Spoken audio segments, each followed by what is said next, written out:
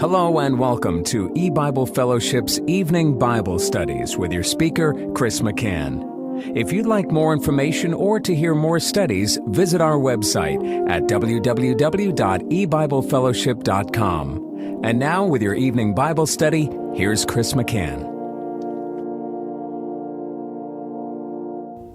Good evening and welcome to eBible Fellowship's Bible study in the book of Revelation. Tonight is study number 14 of Revelation chapter 13, and we'll be reading verse 10. Revelation 13, verse 10. He that leadeth into captivity shall go into captivity. He that killeth with the sword must be killed with the sword. Here is the patience and the faith of the saints. Now, this verse is unusual in the context that we've been reading. It sort of stands out. God has been getting into information, details concerning the beast, and now he is just out of the blue, it seems, just out of nowhere, mentioning, he that leadeth into captivity shall go into captivity, and he that killeth with the sword must be killed with the sword. What does this mean?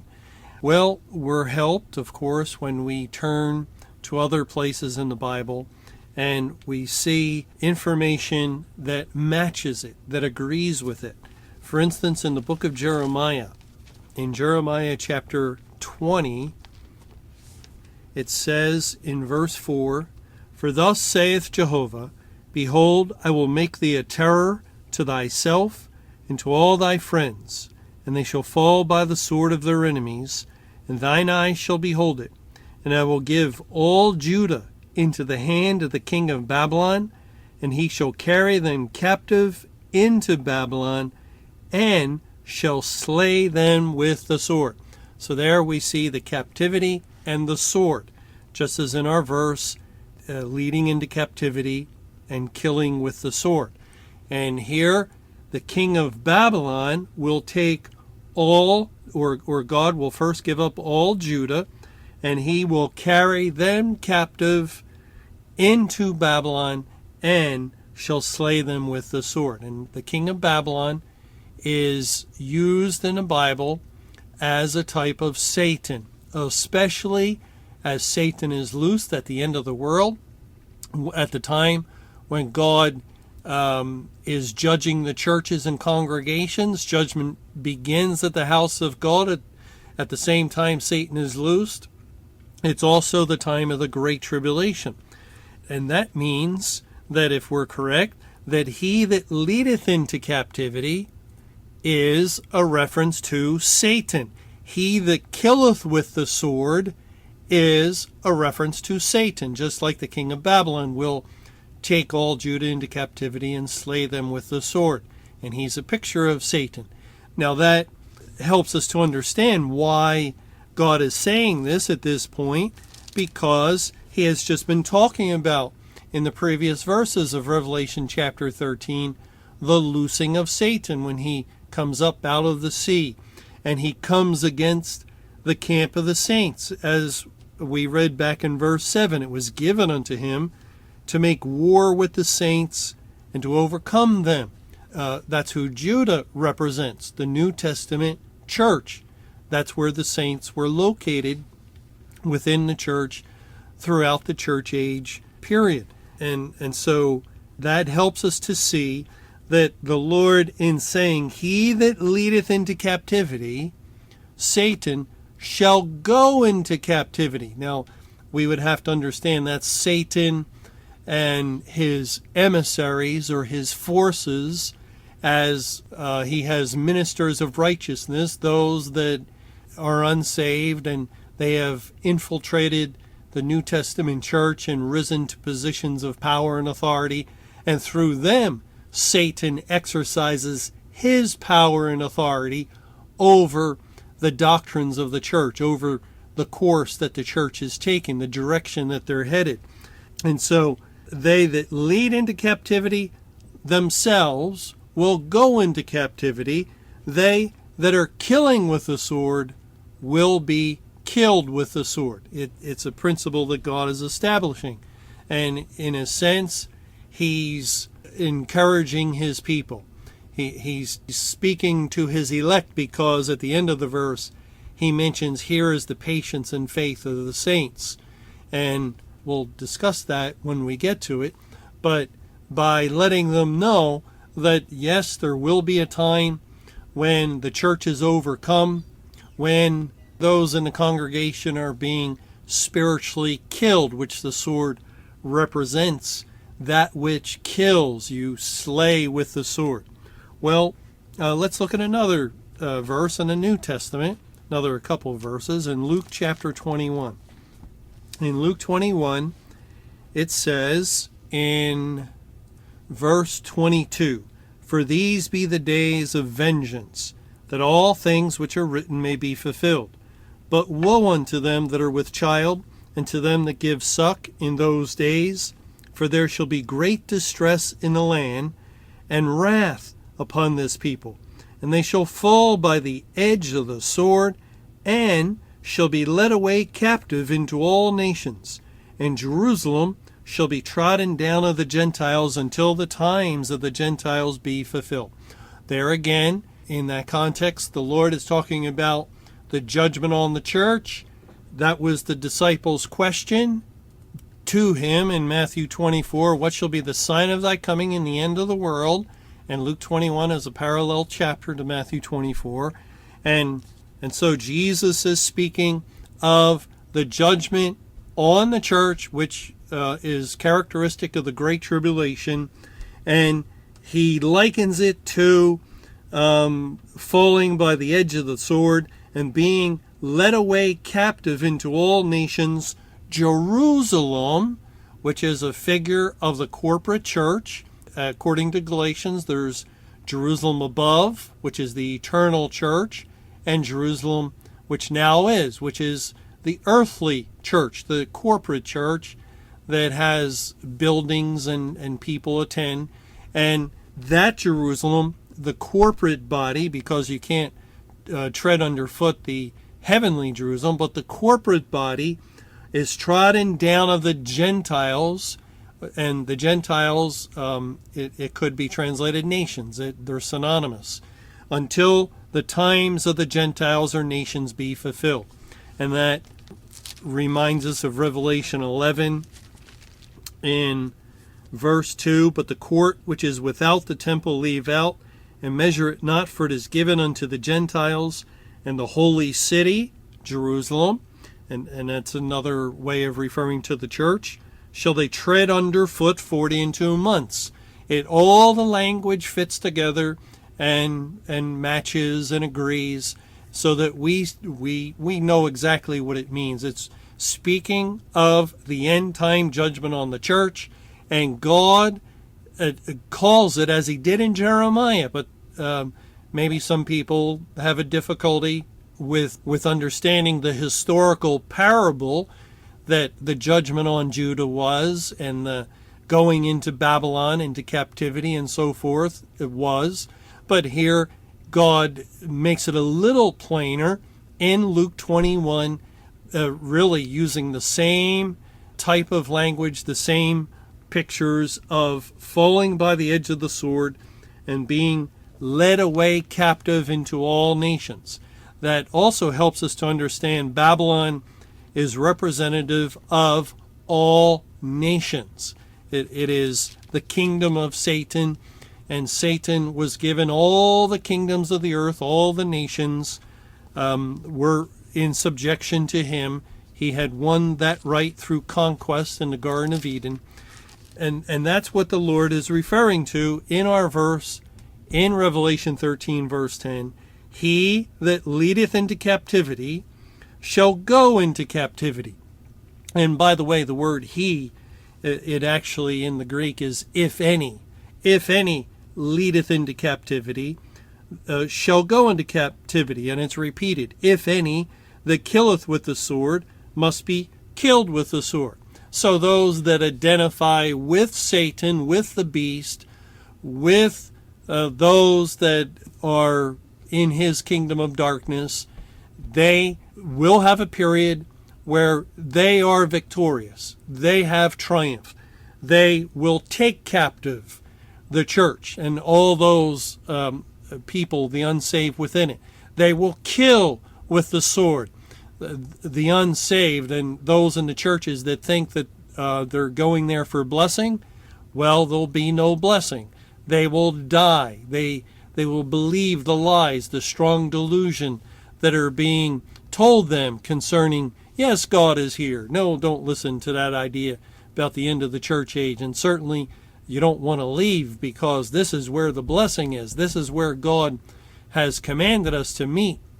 This is where you partake of the Lord's table and where you can have your children baptized. This is the place that God has ordained, and so forth. And yet in keeping them captive, these people within the church, they are killing them, and they're destroying them through deceit.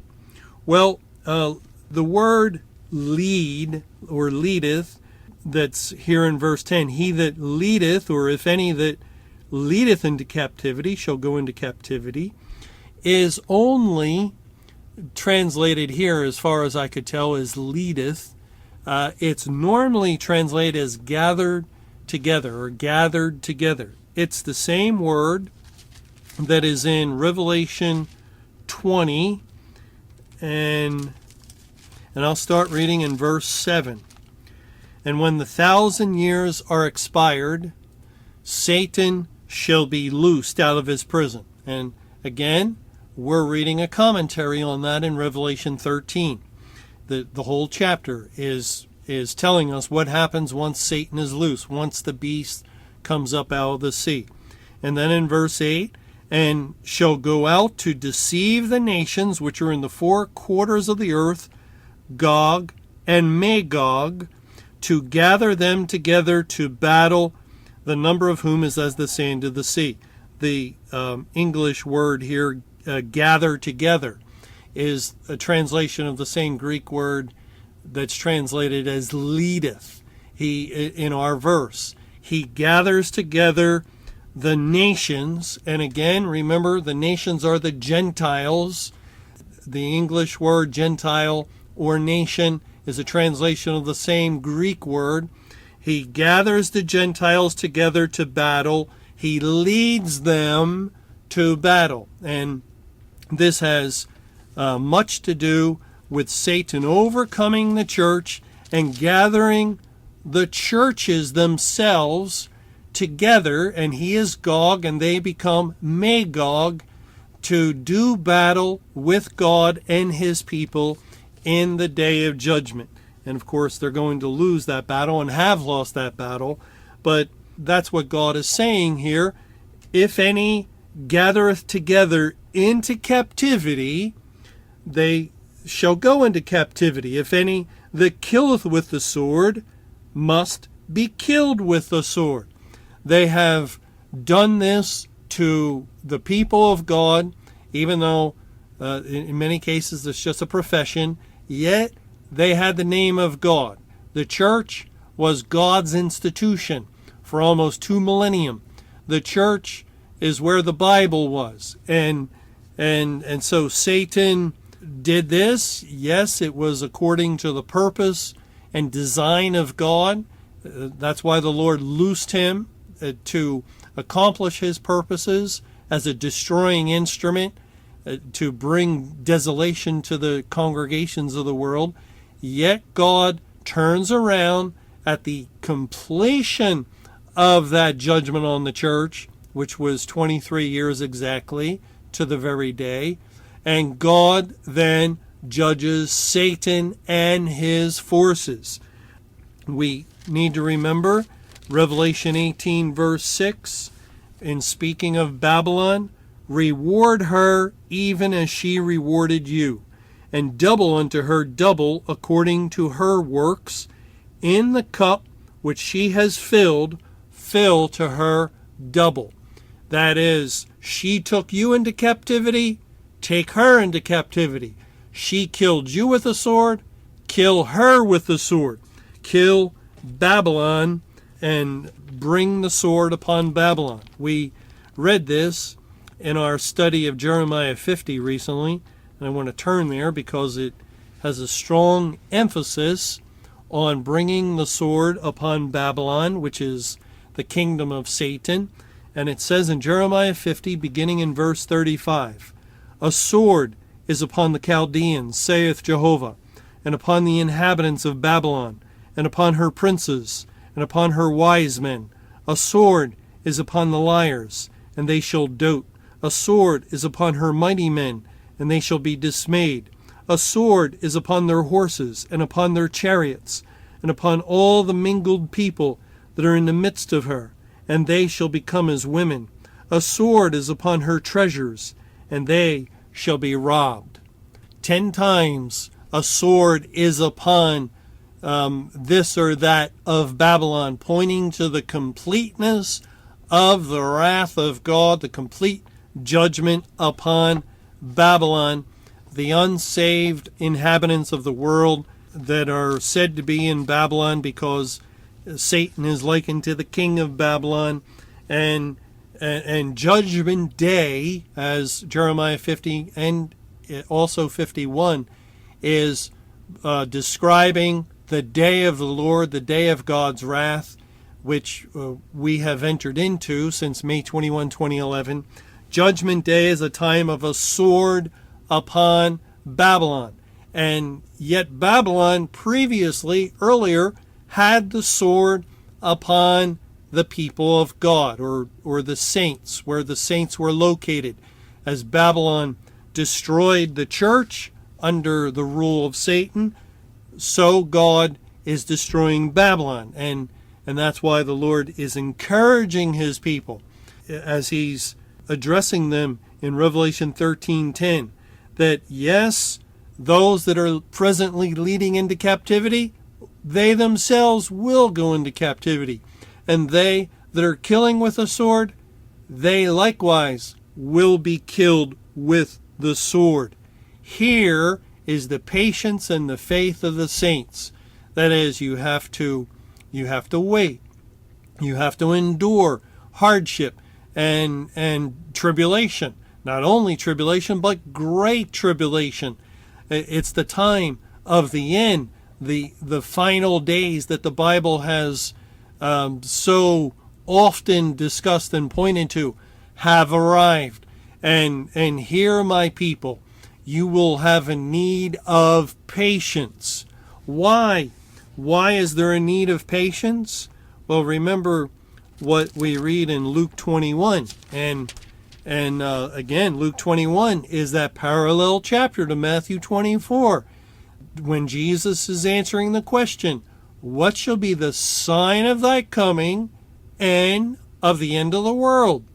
And in the middle, really, of discussing these things, let's see, yes, exactly the middle, because Luke 21 has 38 verses. And in verse 19 of Luke 21, God says, "In your patience possess ye your souls." And then the next verse speaks of Jerusalem, "And when ye shall see Jerusalem compassed with armies, then know that the desolation thereof is nigh." When you see, and that isn't with our physical eyes, but with eyes of understanding, with ears that hear, when we know from the teaching of the Word of God, and by God's grace, He opens up our eyes to see these things, then you will have a need of patience. In your patience possess ye your souls. Now, of course, patience points to Christ. In Christ is really where our souls are kept and possessed, and nobody can lose that. But there is also an outworking of that in our lives. Yes, Christ is patience. He is also faith. Yet we, through the Spirit, have faith. Christ is love. Yet we, through the Spirit, may learn love and show love. And He is patience. And we, through the Spirit, may develop patience in our life and learn to wait on the Lord for Him to do the things that he has said he will do. Well, the time of the Great Tribulation was a time in which patience necessarily had to be exercised. God's people needed patience because the church had been around for 1955 years. Christ was in the midst of that organization, in the midst of the church. The church is where the people of God would go to find comfort, to find strength, to be encouraged in the walk of a Christian, and where they could find others like-minded. And now God was about to make a dramatic change, a drastic shift in that program. He ended the church age. He brought judgment on the churches and congregations. And the churches no longer were feeding the people of God, no longer nourishing God's sheep, no longer taking care of them, but rather feeding themselves of them. And more the teaching within the church was apostate and grievous to the child of God. And he began to search and go from church to church. And is this a place where I can come and bring my family? And maybe for a little while he stay, and then something else would arise. He couldn't find a place, but he didn't know as yet. It wasn't God's plan early on during this time to reveal all the information concerning what he had done against the church. But eventually God did open up his word to show what he had done, that he had left and abandoned the church and turned it over to Satan. And you must get out. You must flee to the mountains and depart out of the midst of the congregation.